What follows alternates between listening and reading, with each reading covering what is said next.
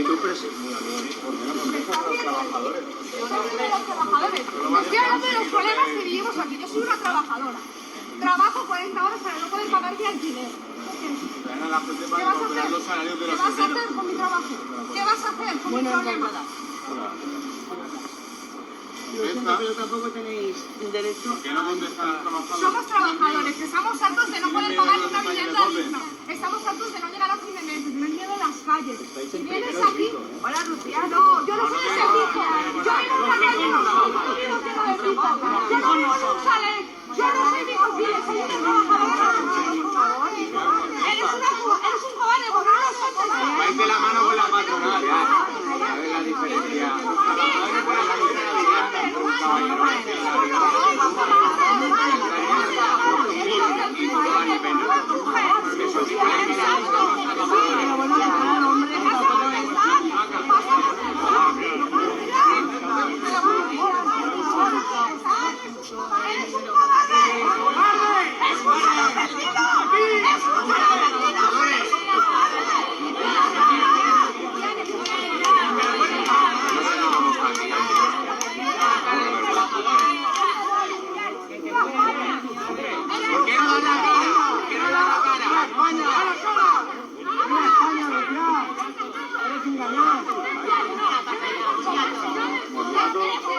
Vais de la mano con la patronal.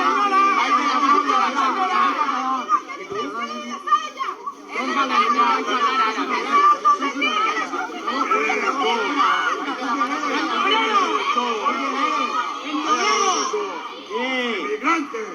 Sin insultar.